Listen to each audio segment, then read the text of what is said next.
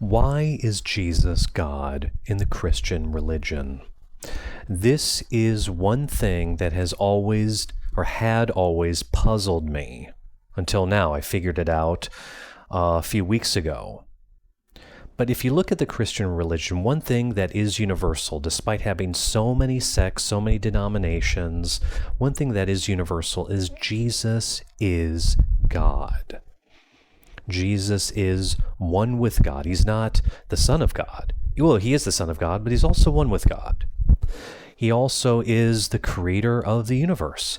Jesus existed before the universe was created. He's the beginning. He's the Logos.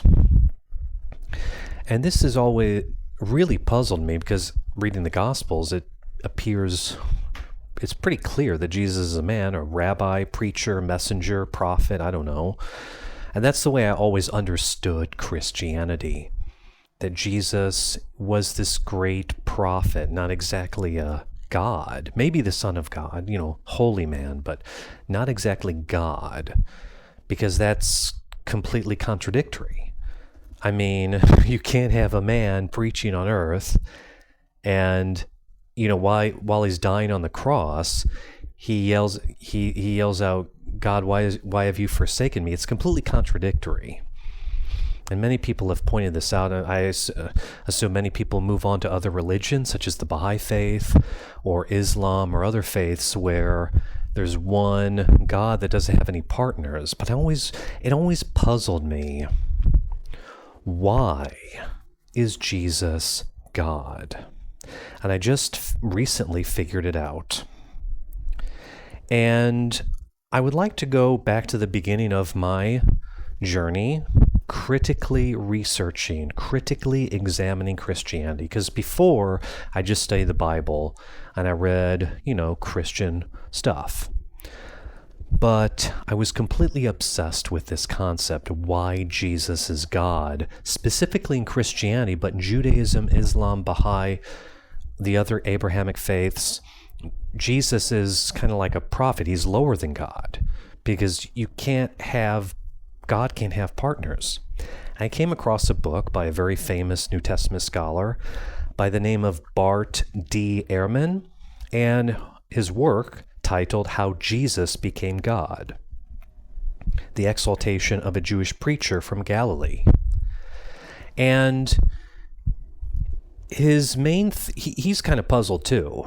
Reading the book, he does point out it's kind of strange that it's universal in Christianity that Jesus is one with God, but it's like, how did this come about? And so his thesis, his idea is right there in the title, Exaltation. So after his crucifixion, over time, his followers began to exalt him as the Messiah, which transitioned to becoming Son of God, which transitioned to God. And I bought into this because it made sense. But over time, I did more and more research, and of course, I came to not find out, but know that the Flavian dynasty, the first imperial dynasty of Rome, created Christianity to use against Judea and to subjugate the Jews, that Rome would have absolute control over the Jewish religion. It's only viewing Christianity through this lens that everything becomes perfectly clear. If you look at the imperial cult, the number one rule in Rome, in the entire Roman Empire, is Caesar had to be worshipped as God, not as Son of God. Well, Caesar was Son of God as well, but Caesar was also God on earth. And the deified Caesars, at this point in time, there were five. Well, at the time of Domitian, there were 5 deified Caesars. This would be the year in the 90s, 96, not 1996, but the year 96, first century. There would be 5 deified Caesars, starting from Julius Caesar to Caesar Augustus, Caesar Claudius, Caesar Vespasian and his son Caesar Titus. And as I mentioned, Vespasian and his son Titus created this faith. And I believe it was Titus that really hit the start button and really made it his cult. But anyway, why is Jesus God? Well, of course, in my other videos, I've talked about how Jesus is a composite character, a representation of the 5 deified Caesars, as well as the current Caesar on earth, who, obviously, looking at Revelation, the current Caesar would be Domitian.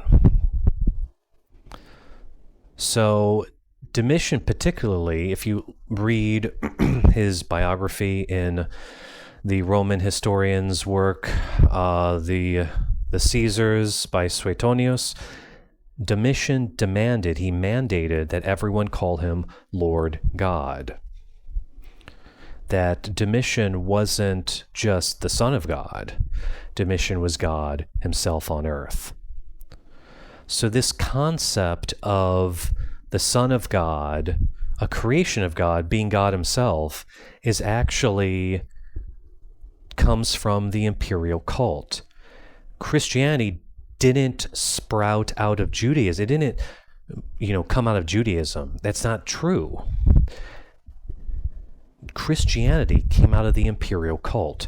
Christianity is essentially the Neo-Imperial cult with elements of Gnosticism and Judaism within it, as well as other Hellenistic thought.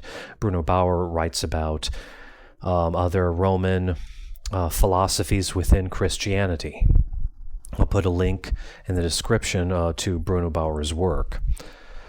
But again, why is Caesar God? Caesar is God because Rome demands it. And I'm saying Rome demands it using the present tense because Rome still exists in the form of Vatican City. The Vatican or Vatican City is the last remnant of the Holy Roman Empire. So that is why Jesus is considered God. But if you look at Islam, Baha'i, and Judaism, God doesn't have any partners. I mean, maybe God has a special messenger, maybe special son in a way, but God doesn't have any partners. God is the creator, right? Everything else, even the messengers, are the creation. So again, Christianity is not really an Abrahamic faith. It kind of is, but it grew out of the imperial cult, not Judaism.